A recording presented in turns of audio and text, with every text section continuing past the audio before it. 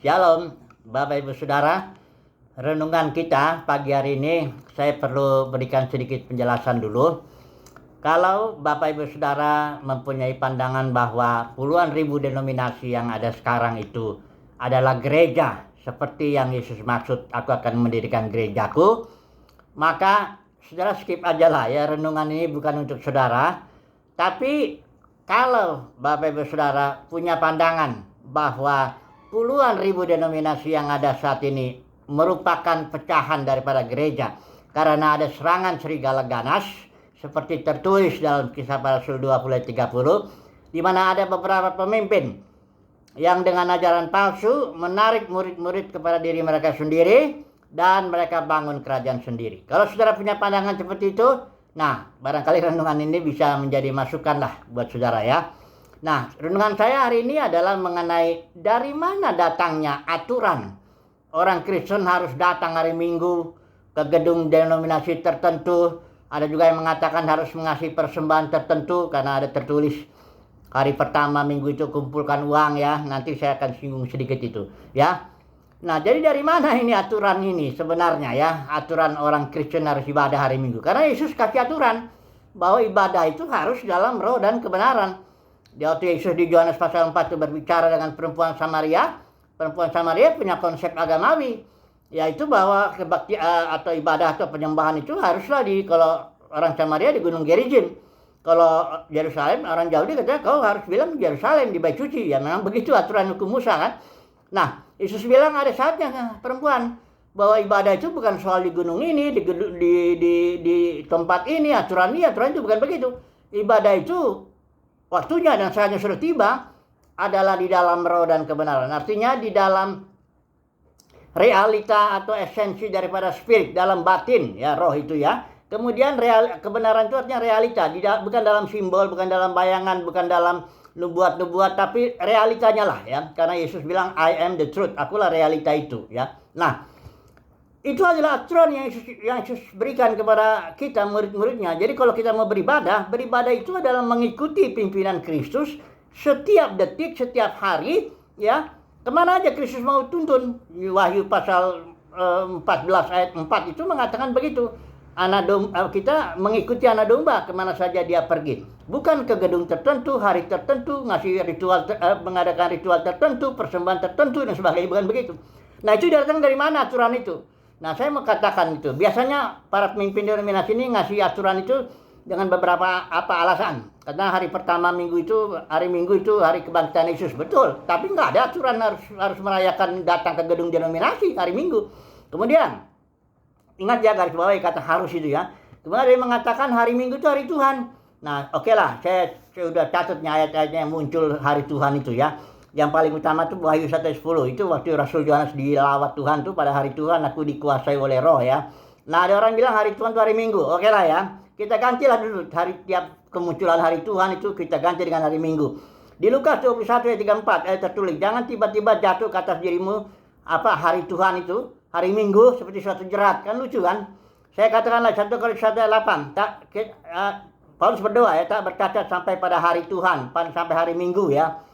Terus kemudian 1 Korintus 3 ayat 13. Kita semua akan diuji karena hari Tuhan, hari Minggu akan menyatakannya. Ini saya mau tunjukkan bahwa konyolnya, anehnya ya, kalau mengatakan hari Tuhan itu hari Minggu ya.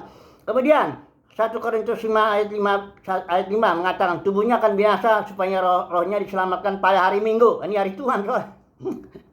1 Tesalonika 5:2 mengatakan hari Tuhan datang seperti pencuri. Jadi hari Minggu itu datang seperti pencuri ya.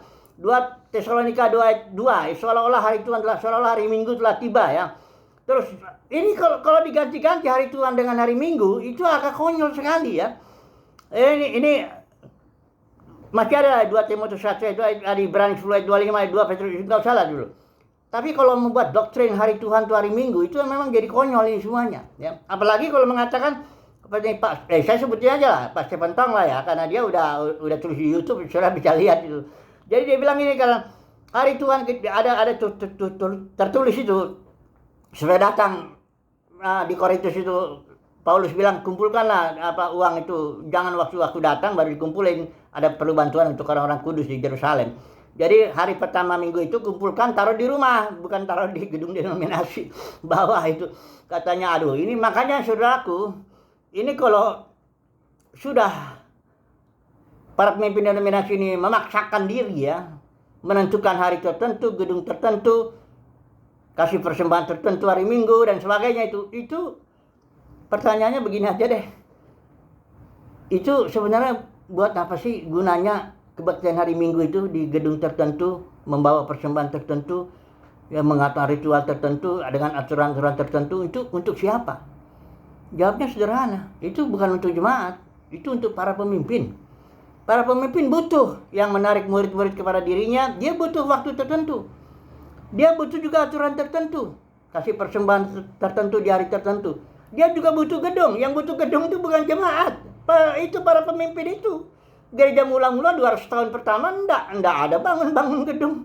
Uang dikumpulkan sesuai kerelaan, ya, dibagi-bagikan lagi kepada orang-orang kudus yang miskin, yang kekurangan. Ya bukan untuk bangun gedung, itu kan makanya saya bilang, kalau saudara mempunyai pandangan sesuai Kisah Para Rasul 20-30 bahwa karena serangan serigala ganas ya, para pemimpin nggak peduli motoknya apa kayak apa. Kalau dia menarik pemimpin, kumpulkan uang bagi dirinya sendiri, bangun gedung yang besar bagi dirinya sendiri, bangun kerajaan sendiri, itu kena serangan serigala ganas itu, pemimpin itu. Saya mengatakan apa adanya aja ya, seperti begitulah firman Tuhan bilang ya. Jadi bukan mau menghakimi atau apa, tidak usahlah saudara menuduh saya menghakimi. Saya hanya menyatakan kesalahan, tegur, menasihati, mumpung masih ada waktu. Kan firman Tuhan bilang gitu ya. Kalau soal nanti apakah saya didengar atau enggak, itu kan bukan urusan saya. Jadi sekali lagi, masuk lagi ke dalam ini. Kalau saudara, ada juga Elia Miron ini ya, dia mengatakan kenapa alasannya itu, ini secara sejarah dia mengatakan kenapa orang Kristen harus kumpul hari Minggu. Dia bilang itu gereja tertua itu Katolik Kudus katanya yang meneruskan takhta Petrus, dari mana lagi nih. Udah gitu katanya Ortodoks yang benar, Rasul Yakobus itu penerusnya itu yang katanya punya jalur apostolik. Itulah dia kan hari Minggu ya, kita ikut aja katanya. Nah ini kan kembali dia nggak nangkap yang saya bilang tadi kan, Kisah Para Rasul 20-30 bahwa gereja sudah jatuh di zaman Paulus pun udah ditinggalin kok di akhir hidupnya untuk sama orang-orang di Asia itu semua. Rasul Yohanes pun sudah dikucilkan, dia udah nggak ada lagi fellowship dengan 7 gereja di Asia kecil. Jadi sekali lagi lah kesimpulannya apalah ya renungan ini. Siapa yang bikin aturan hari Minggu ini? Harus kumpul hari Minggu di gedung tertentu, di kasih persembahan tertentu, ikut ritual tertentu. Siapa itu? Siapa yang bikin itu? Itulah dia para pemimpin yang menarik murid-murid kepada dirinya sendiri karena serangan serigala ganas. Itu dia faktanya firman Tuhan. Sudah mau terima atau tidak? Itulah faktanya, firman Tuhan mengatakan demikian. Semoga renungan ini jatuh ke tangan atau didengar oleh orang-orang yang mendapat kasih karunia Tuhan lah untuk memahami, supaya kita beribadah ya dalam roh dan kebenaran. Ibadahlah dalam roh dan kebenaran. Bangun pagi berdoa, membaca firman, beribadah, ngikutin pimpinan Tuhan tiap hari. Mau Tuhan suruh berbisnis, mau Tuhan suruh bertemu di sini, mau Tuhan suruh begini. Orang Kristen kumpul hari Minggu juga nggak salah kalau emang digerakkan Tuhan ya. Pendeknya ibadah itu adalah mengikuti pimpinan Tuhan hari lepas hari, saat demi saat. Nggak ada istilahnya harus hari Minggu, harus di gedung tertentu, harus kasih persembahan. Kalau yang harus ini, itu yang bikin aturan harus itu para pemimpin yang menarik murid-murid kepada dirinya sendiri karena serangan serigala ganas ya. Oke lah ya, haleluya, amin.